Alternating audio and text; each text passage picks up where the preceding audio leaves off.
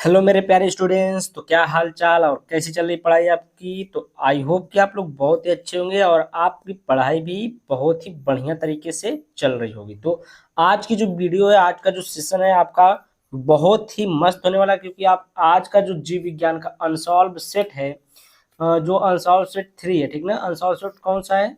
3 है, 2024 348 GI इसका code है। यहाँ पर देखिए प्रश्न नंबर 5 का, इसमें 5 का घ तक हो चुका है। प्रश्न नंबर 6, 7 और 8, इसमें जितने भी क्वेश्चन है, 4 क्वेश्चन इधर है, 6 क्वेश्चन इधर है, ठीक ना। तो पूरा मिला के 10 क्वेश्चन है, वो भी लॉन्ग टाइप के क्वेश्चन है। तो ये वीडियो थोड़ी सी लॉन्ग हो सकती है। तो आज मैं इन सभी को क्या करने वाला हूँ, सफा चट करने वाला हूँ, ठीक है। तो चलिए, अगर आप लोग वीडियो नहीं देखे हैं पहले की वीडियो, तो प्ले लिस्ट में जाकर वीडियो को देखिए, ठीक ना। वीडियो को देखिए और शुरू से देखिए, सभी सेट देखिए, आनंद लीजिए। तो यहाँ पर देखिए हम लोग आते हैं प्रश्न नंबर 6 के क पर। तो यहाँ पर देखिए प्रश्न नंबर 6 का क है, कह रहा है कि वंशागति के क्रोमोसोम सिद्धांत का वर्णन कीजिए। कौन सा? वंशागति के क्रोमोसोम सिद्धांत। तो यहाँ पर देखिए हम लोग हेडी लगाए उत्तर में, वंशागति का क्रोमोसोम सिद्धांत। तो यहाँ पर देखिए वंशागति को क्रोमोसोमवाद वाल्टर सटन तथा थियोडोर बोमेरी, बोवेरी कहिए चाहे बोमेरी कहिए, ठीक ना, बोमेरी ने दिया। वो कब दिया था? 1902 ईस्वी में दिया था। क्रोमोसोम सिद्धांत के अनुसार, इस सिद्धांत के अनुसार क्या था? देखिए, गुणसूत्र भी जीन की तरह व्यवहार करता है। इन्होंने मेंडल के नियमों को क्रोमोसोम की गतिविधि को समझाया।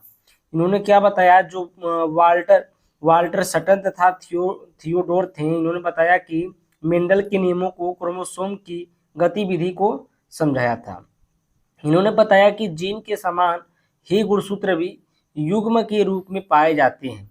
जो आपके जीन होते हैं वो क्या होते हैं? उसी के समान गुणसूत्र भी आपके कैसे पाए जाते हैं? युग्म के रूप में पाए जाते हैं, यानी कि जोड़े के रूप में पाए जाते हैं। तथा एक एलील, अब नेक्स्ट पेज पर हम लिखें आगे, तथा एक एलील के दो जीन समजात गुणसूत्रों के समजात स्थान पर विद्यमान रहते हैं।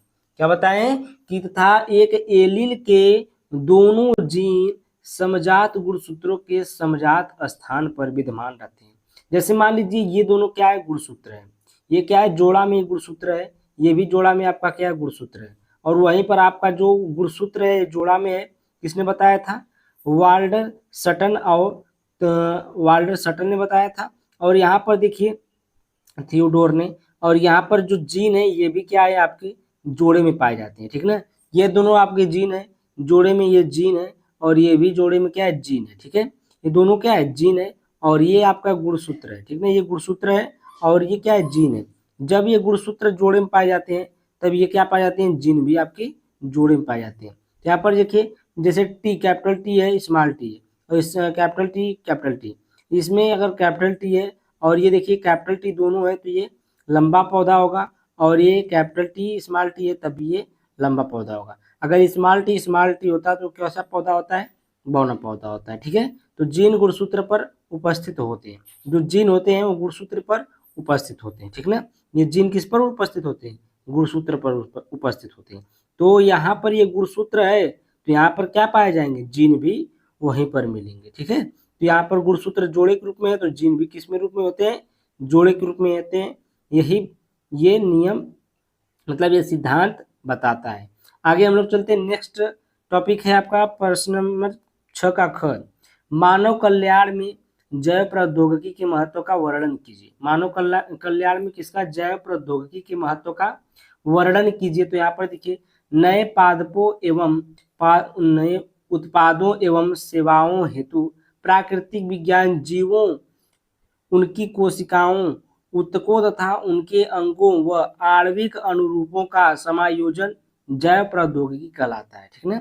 क्या? नए उत्पादों एवं सेवाओं हेतु प्राकृतिक विज्ञान जीवों, उनकी कोशिकाओं, ऊतकों तथा उनके अंगों व आणविक अनुरूपों का समायोजन जैव प्रौद्योगिकी कहलाता है।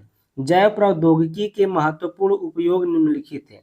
जैव प्रौद्योगिकी के महत्वपूर्ण क्या है उपयोग? यहाँ पर देखिए, या महत्व कहिए चाहे महत्वपूर्ण उपयोग कहिए। तो यहाँ पर देखिए, पहला है प्रदूषण नियंत्रण और जैव प्रौद्योगिकी प्रदूषण नियंत्रण और जैव प्रौद्योगिकी डीएनए पुनर्योगज तकनीकी द्वारा ऐसे जीवाणु किए गए हैं जो समुद्र में तिल रिसाव के प्रदूषण को प्रभावी रूप से कम या समाप्त कर सकते हैं। ठीक है ना, जो समुद्र में आपका तिल रिसाव हो रहा है उसको क्या किया जा सकता है, उनके द्वारा कम किया जा सकता है या फिर समाप्त किया जा सकता है। उसके बाद देखिए दूसरी पॉइंट है उद्योगों के क्षेत्र में जैव प्रौद्योगिकी। अब उद्योगों के क्षेत्र में देख लेते हैं जैव प्रौद्योगिकी। जेनेटिक इंजीनियरिंग द्वारा अधिक उत्पादन व उच्च गुणवत्ता देने वाले ऐसे सूक्ष्मजीव विकसित किए गए हैं जो एंटीबायोटिक, एंजाइम, कार्बोनिक अम्ल, एल्कोहल आदि के व्यावसायिक उत्पादन में प्रयोग होते हैं। जो आपके उद्योग एवं उद्योग के क्षेत्र में जब जैव प्रौद्योगिकी देखिए जेनेटिक इंजीनियरिंग, ये इंजीनियरिंग का मतलब ये कोर्स नहीं होता है। ठीक है, बायोलॉजी में जेनेटिक इंजीनियरिंग एक टॉपिक होती है, द्वारा अधिक उत्पादन व उच्च गुणवत्ता देने वाले ऐसे सूक्ष्मजीव विकसित किए गए हैं जो एंटीबायोटिक, एंजाइम, कार्बनिक अम्ल, एल्कोहल आदि के व्यावसायिक उत्पादन में प्रयोग होते हैं। नेक्स्ट है इसमें तीसरी पॉइंट है, तीसरा है कि फोरेंसिक साइंस में जैव प्रौद्योगिकी देखिए पीसीआर जेनेटिक इंजीनियरिंग के प्रयोग ने आपराधिक समस्याओं का निदान सुझाया है। किससे? जेनेटिक इंजीनियरिंग से। जैसे फिंगरप्रिंटिंग हो गया, जैसे फिंगर का आपका जो फिंगरप्रिंट वहाँ पर लिया जाता है। जैसे कि अगर कहीं पर कोई चोरी हो गई है या फिर मर्डर हो गया है तो उस पर आपका जेनेटिक इंजीनियरिंग, उसमें जेनेटिक क्या किया जाता है, चेक किया जाता है। यानी कि आपका फिंगर चेक किया जाता है, बाल वाल अगर मिल जाता है तो उससे चेक हो जाता है, नाखून मिल जाता है तो उससे चेक हो जाता है आपका। सभी आनुवंशिक चीज़ें चेक होती हैं। ठीक है ना, तो यहाँ पर देखिए चौथा पॉइंट है पारजीनी जंतुओं के निर्माण से रोगों के अध्ययन, जैविक उत्पादों जैसे अल्फा-1 एंटीबायोटिक, ये अल्फा-1 क्या है, एंटीट्रिप्सिन के उत्पादन, अल्फा लैक्टेलब्यूमिन के उत्पादन में सहायता मिली है। ठीक है, तो इस प्रकार की जो आपका जैव प्रौद्योगिकी है इसका महत्व था यह। इसको आप लोग को क्या करना है, लिख लेना है और बढ़िया से पढ़ लेना है। जैव प्रौद्योगिकी वेरी वेरी इंपॉर्टेंट हो सकता है। अब देखिए प्रश्न नंबर आपका आता है ग वाला, कह रहा है जैव विविधता को सविलुप्तता कैसे क्षति पहुंचाती है, उदाहरण सहित वर्णन कीजिए। जो सविलुप्तता है कैसे, जैव विविधता के क्षति के कारण संपूर्ण विश्व जैव विविधता क्षति की बढ़ती हुई दर का सामना कर रहा है। जैव विविधता क्षति के 4 मुख्य कारण है। कौन कौन से? आवासीय क्षति तथा विखंडन। आवासीय क्षति तथा विखंडन क्या है, देखिए आवासीय क्षति जंतु व पौधे के विलुप्तीकरण का मुख्य कारण है। उष्णकटिबंधीय वर्षों वनों का घटता क्षेत्रफल इसका सबसे अच्छा उदाहरण है। इनका क्षेत्रफल 14% से घट करके लगभग 6% रह गया है। ठीक ना, तो इनका जो क्षेत्रफल है वो 14% से लेकर के 6% ही रह गया है। तो ये आपका आवासीय और क्षति का विखंडन है। जो आवासीय है, आवासीय का मतलब जो घर और बन रहे हैं ये। ठीक है, अब देखिए अतिदोहन मानव की बढ़ती जनसंख्या एवं सभ्यता के विकास के कारण मानव की आवश्यकताएं भी बढ़ती गई हैं। मानव प्रगति के लिए सड़क निर्माण,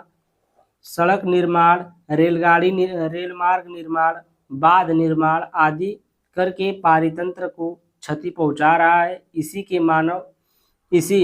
के मानव भोजन तथा आवास के लिए प्रकृति में निर्भर रहता है। जो मानव होता है वो अपना भोजन और आवास के लिए किस पर निर्भर रहता है, प्रकृति पर निर्भर रहता है।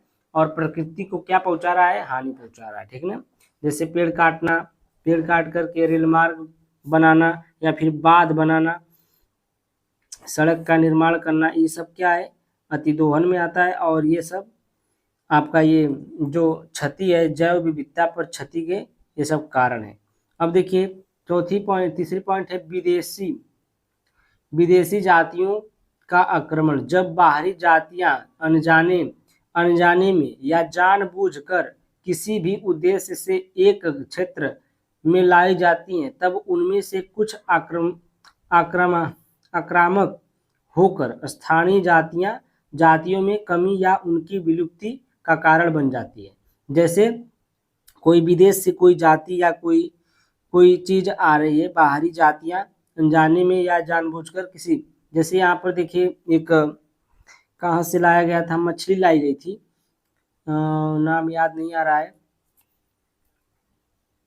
तो वहां से मछली लाई गई थी अपने देश में पालन के लिए, ठीक ना।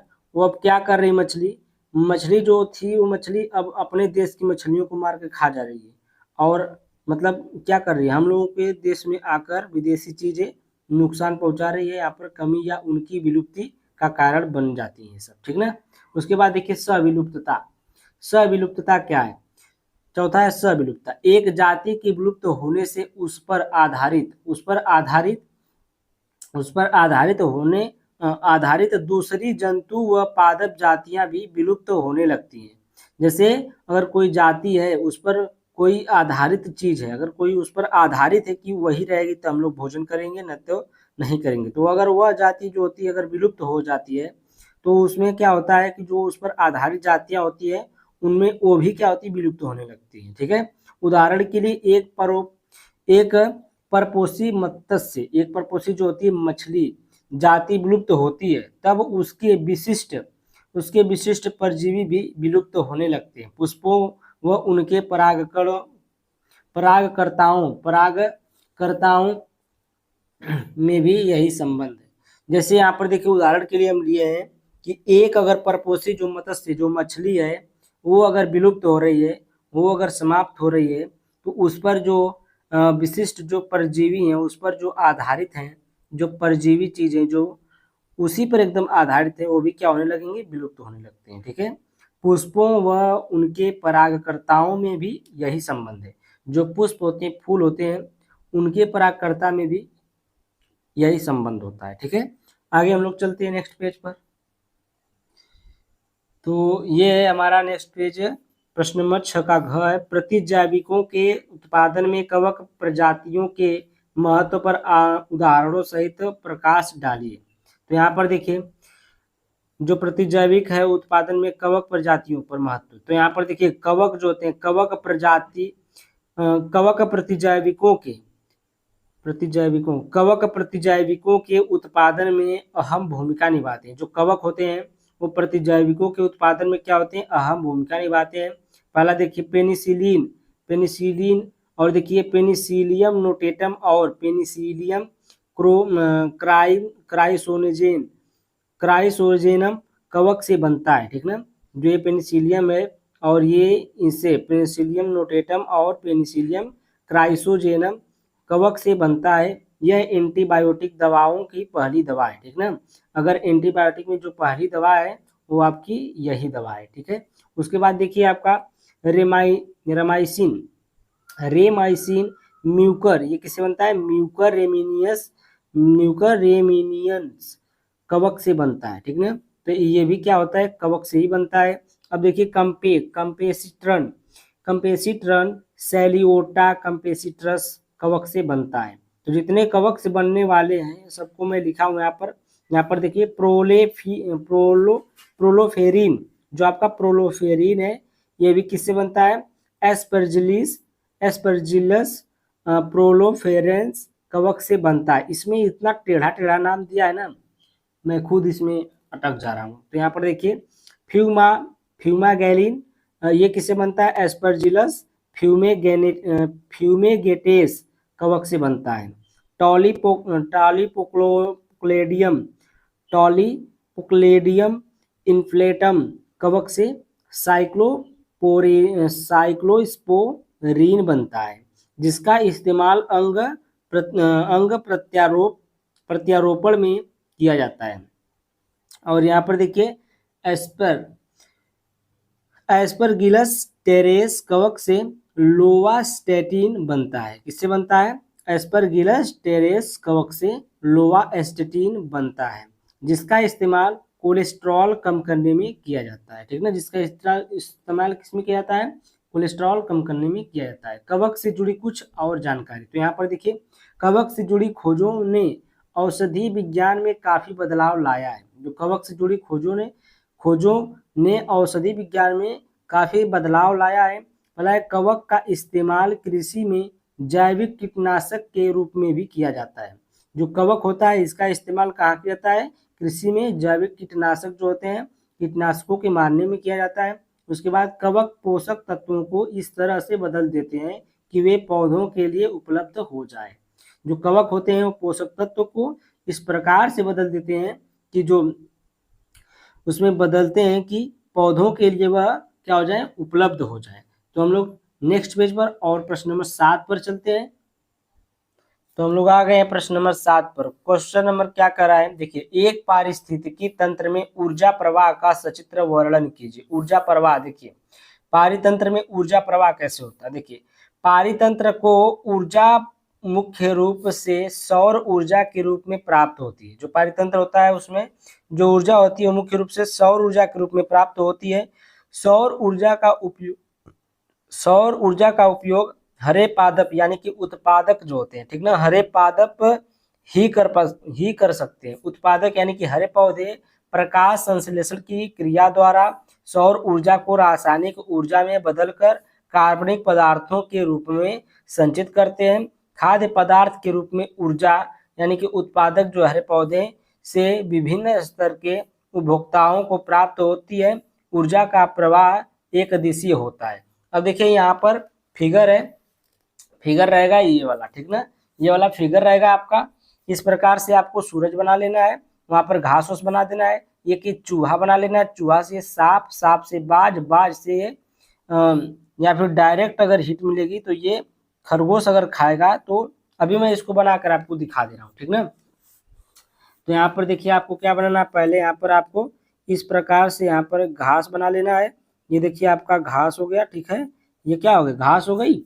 और यहाँ से ये किसको जा रहा है, चूहे को जा रहा है। तो यहाँ पर हम लोग चूहा पहले कैसे बनाते थे, देखिए चूहा हम लोग बनाते थे ऐसे करते थे, फिर इसको हम लोग ऐसे करते थे ऐसे, और फिर इसको ऐसे करके और इसको ऐसे करके ऐसे कर देते थे, और ये चूहा बन गया, इसकी पूंछ है, ठीक है, ये चूहा हो गया, इसका पूंछ हो गया, ये इसकी आँख हो गई, और ये चूहा देखिए बन गया, ठीक है।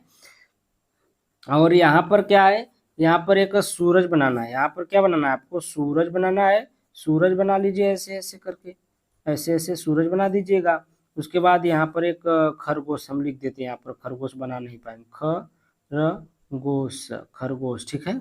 यहाँ पर ये क्या है, खरगोश है। और यहाँ पर एक बाज है, क्या है, बाज, ठीक है, या बाज है। और यहाँ पर एक चूहा को कौन खा रहा है, ये कौन खा रहा है, सांप खा रहा है। कौन खा रहा है, सांप खा रहा है, ये सांप है, ये क्या है, ये सांप है।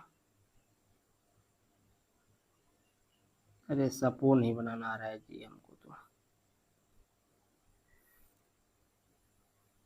ये समझ लिए एक सांप है, ठीक है, ये क्या है, एक सांप है। अब देखिए क्या होता है, यहाँ से जब ये सूरज अपनी ऊर्जा को मतलब यहाँ से ऊर्जा को जब देता है तो ये पौधे जो होते हैं, छोटे छोटे पौधे, ये सब एनर्जी लेते हैं। अब यहाँ पर ये 100% एनर्जी लेंगे, क्या होगा, यहाँ पर ये कितना एनर्जी लेंगे, 100% एनर्जी लेंगे। जो इसको खाएगा, इस घास को जो खाएगा उस 100 में से सिर्फ इसको 10% एनर्जी मिलेगी। यानी इस चूहे को इसको 10% की एनर्जी मिलेगी, ठीक है, कितनी मिलेगी, 10% एनर्जी मिलेगी।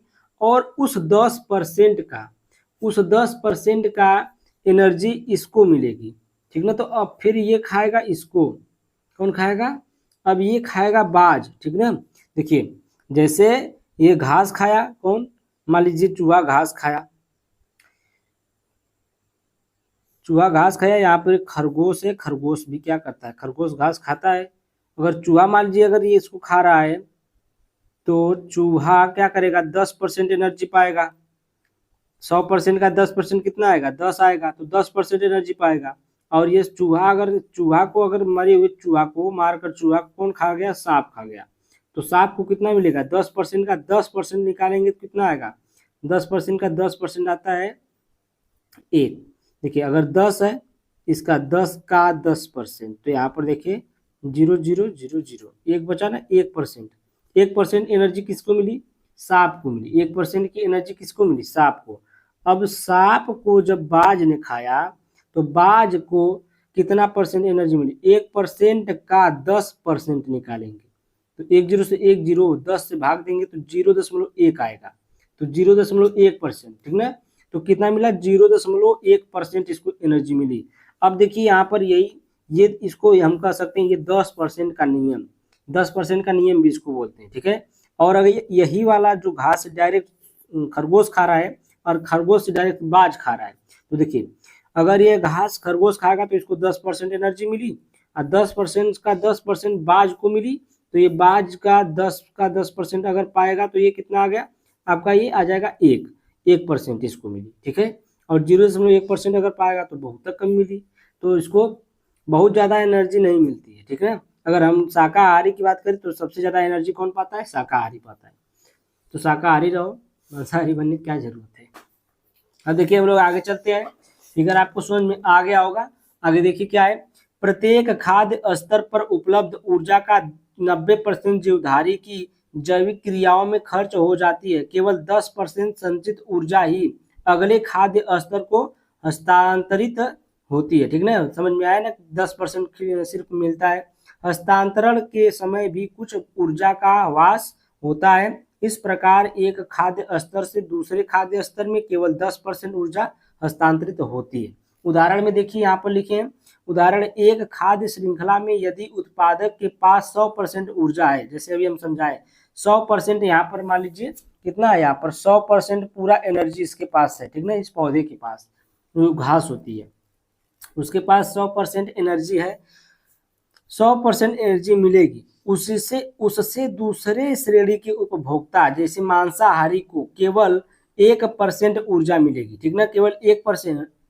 देखिए यहाँ पर तो प्रथम श्रेणी के उपभोक्ता जो है 100% ऊर्जा मिली, तो प्रथम श्रेणी के उपभोक्ता यानी कि शाकाहारी के को कितने मिलेगी?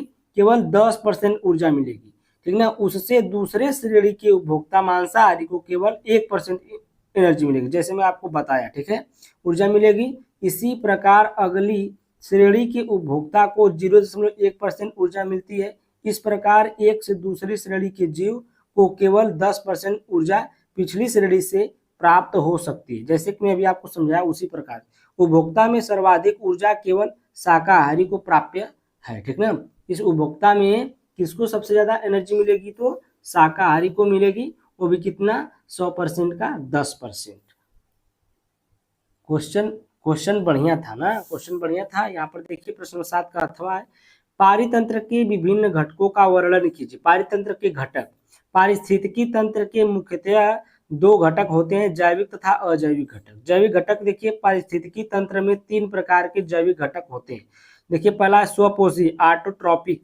ऑटोट्रॉपिक होता है एक होता है परपोषी, हेटेरोट्रॉफिक, और तथा अपघटक यानी कि डेमो डिकम्पोजर्स।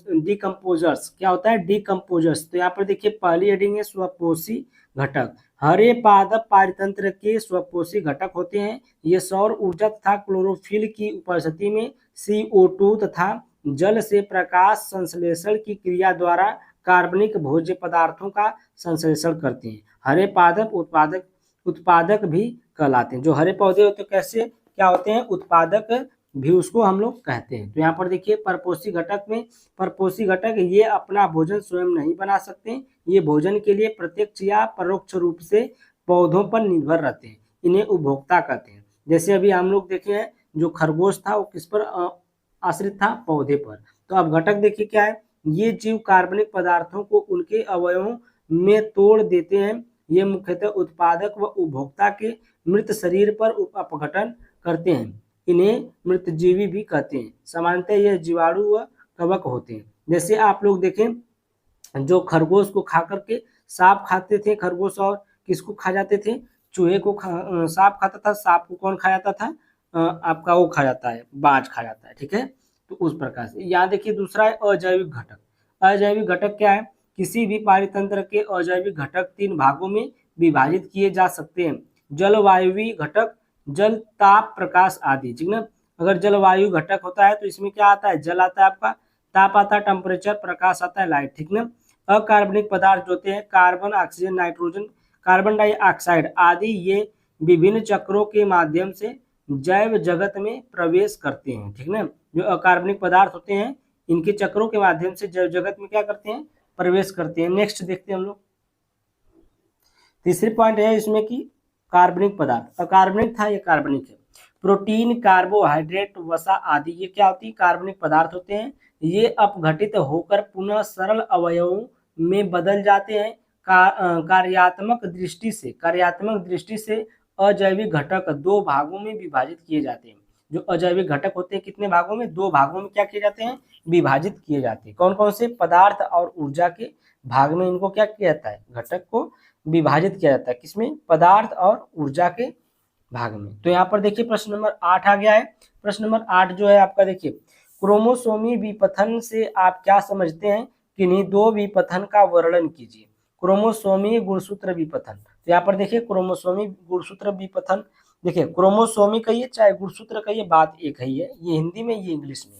तो यहाँ पर देखिए गुणसूत्र विपथन एक उत्परिवर्ती पुनर्व्यवस्था है जो गुणसूत्रों की संरचना को बदलता है। किसको बदलता है, गुणसूत्रों की संरचना को बदलता है। वर्गीकरण के अनुसार इस प्रकार है, वर्गीकरण के अनुसार इस प्रकार है, पहला उलट है, दोहराव है, उत्परिवर्तन है, पुनर्व्यवस्था है, अनुवाद है, डिसेंट्रिक और रिंग क्रोमोसोम, ये सब क्या है इसके वर्गीकरण है। तो इसमें पूछा क्या है, किन्हीं दो विपथन का वर्णन कीजिए, तो हम लोग एक उलट दोहराव को देख लेते हैं। तो यहाँ पर देखिए क्या होता है, यहाँ पर देखिए उलट देना यानी कि उलट वाला। तो यहाँ पर देखिए गुणसूत्र अपघटन गुणसूत्र की संरचना के पुनर्गठन है जिनके अलग अलग परिणाम और कारण हो सकते हैं। एक अन्य प्रकार की घटना को उल्टा माना जाता है जिसमें क्या होता है ना, गुणसूत्र जो होते हैं आपके उलट जाते हैं, इधर का उधर उधर का इधर हो जाते हैं। तो यहाँ पर देखिए व्युत्क्रम गुणसूत्र के टुकड़े को 180 डिग्री से मोड़ना, ठीक ना। जो आपके व्युत्क्रम के गुणसूत्र के टुकड़े हैं उसको किस 180 डिग्री से मोड़ना है। एक पैरासेंट्रिक और पेरीसेंट्रिक, एक पैरासेंट्रिक और पेरीसेंट्रिक उल्टा है। उत्तरार्ध को केंद्रक के दोनों किनारों पर उलटे टुकड़े की स्थान की विशेषता है।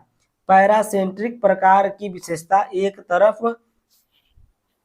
तरफ उल्टे तत्व की घटना है, ठीक ना। जो आपका पैरासेंट्रिक है, जो ये पैरासेंट्रिक है, एक प्रकार क्या है, एक तरफ एक उल्टे तत्व की घटना है। तो ये उलट वाला आपको ये वाला हो गया। और दोहराव वाला देखिए क्या है, व्यक्तिगत टेलोमेरस होते हैं और सेंट्रोमियर बनाना भी संभव है, ठीक ना।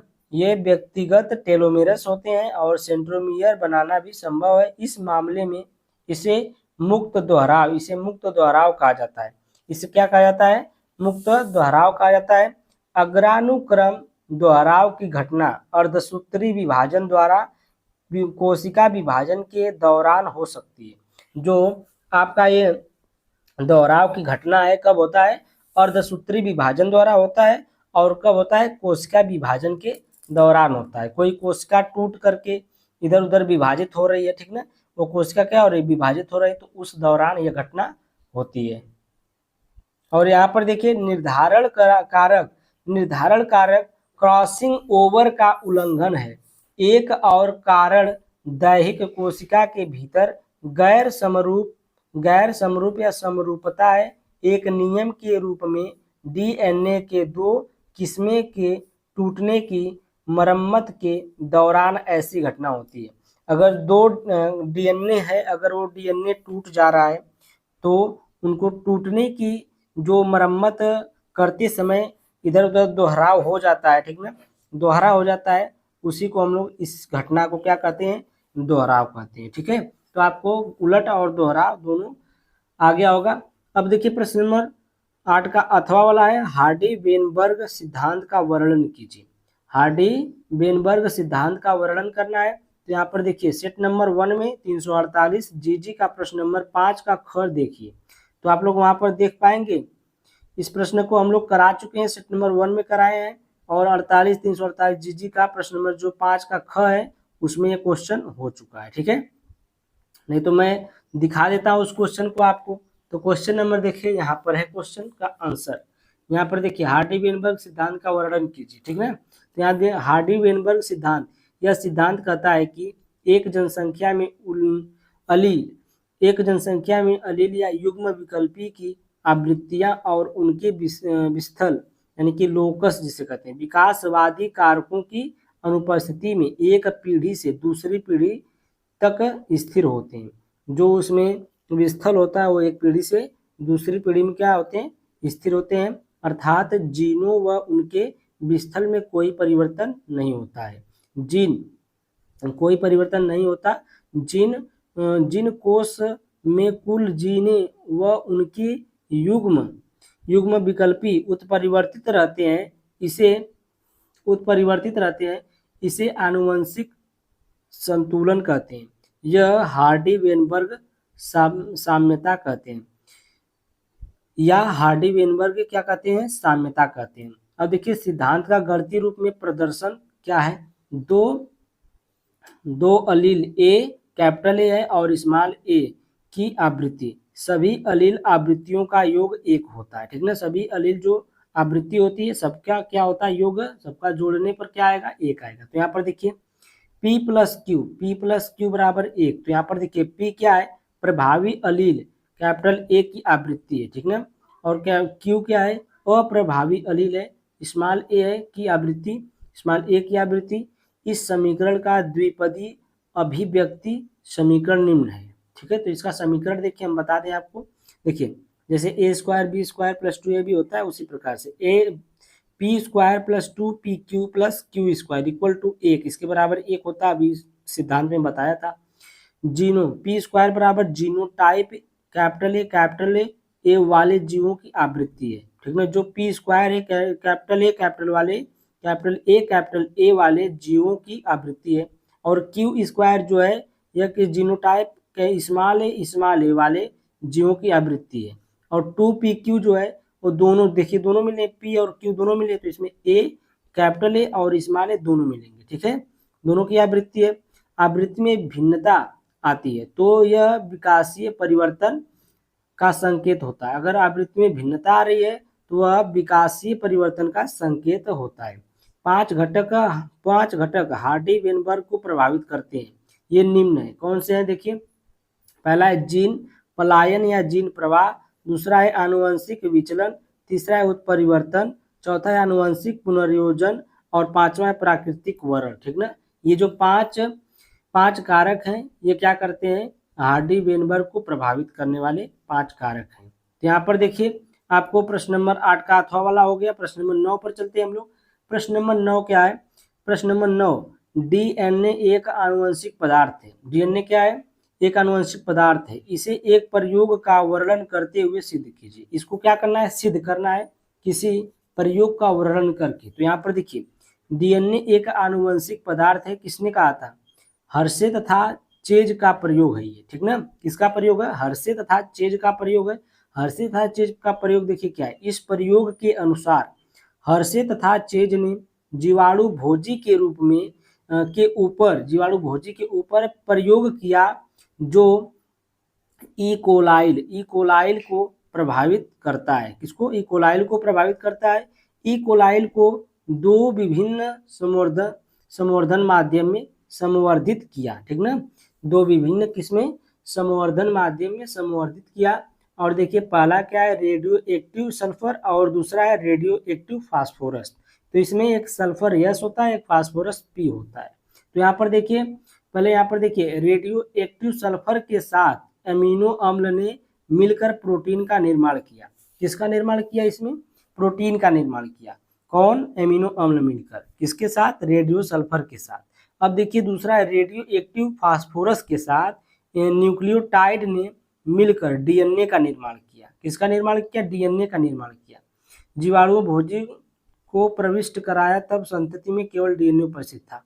अब देखिए यहाँ पर समझने वाली बात है कि जब दोनों को मिलाया गया, किसको किसको, एक रेडियो एक्टिव सल्फर के अमीनो अम्ल जो प्रोटीन का निर्माण करता है इसको, और जो डीएनए का निर्माण कर रहा है रेडियो एक्टिव फास्फोरस के न्यूक्लियोटाइड में जो डीएनए का निर्माण कर रहा है इसको, प्रोटीन और जब डीएनए को देखा गया गुणसूत्र में, तो इसमें कुछ नहीं मिला, हमें क्या मिला, आपका डीएनए प्राप्त हुआ, ठीक ना, प्रोटीन नहीं मिला, ये जो प्रोटीन है ये नहीं मिला, सिर्फ क्या मिला आपको, डीएनए मिला। यहाँ पर देखिए लिखा है जीवाणु भोजी को जब प्रविष्ट कराया तब संतति में केवल डीएनए उपस्थित था।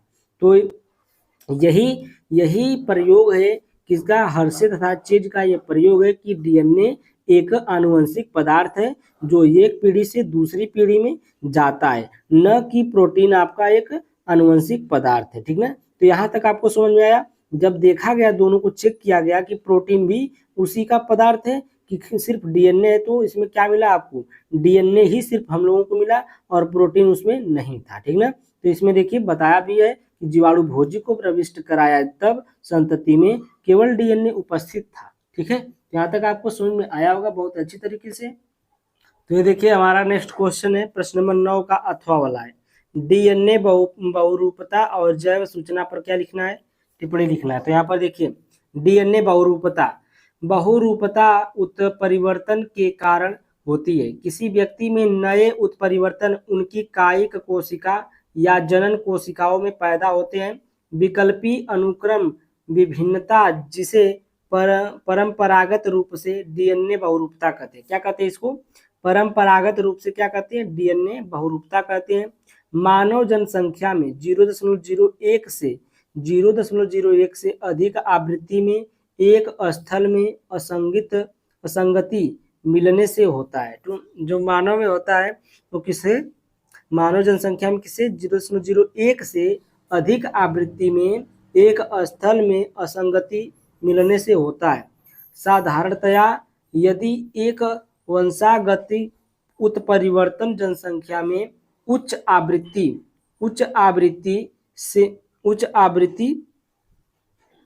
से मिलता है तो इसे डीएनए बहुरूपता कहते हैं, ठीक ना। अगर यह उच्च आवृत्ति से मिलता है तो इसे क्या कहते हैं, डीएनए बहुरूपता कहते हैं।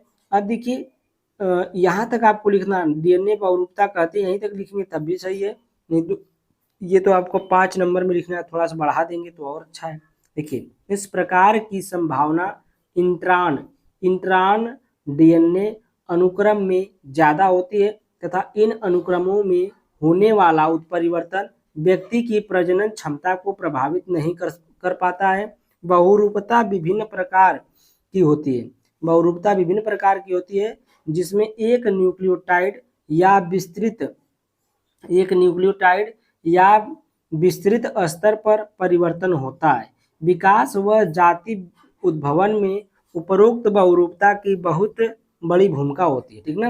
अगर ये जो बहुरूपता होती है कई प्रकार की होती है, विभिन्न प्रकार की होती है, जिसमें एक न्यूक्लियोटाइड या विस्तृत स्तर पर परिवर्तन होता है। विकास व जाति उद्भवन में उपरोक्त बहुरूपता की बहुत बड़ी भूमिका होती है, ठीक ना। इसकी भूमिका जो होती है बहुत बड़ी होती है। अब देखिए इसमें दूसरा टॉपिक है जैव सूचना विज्ञान।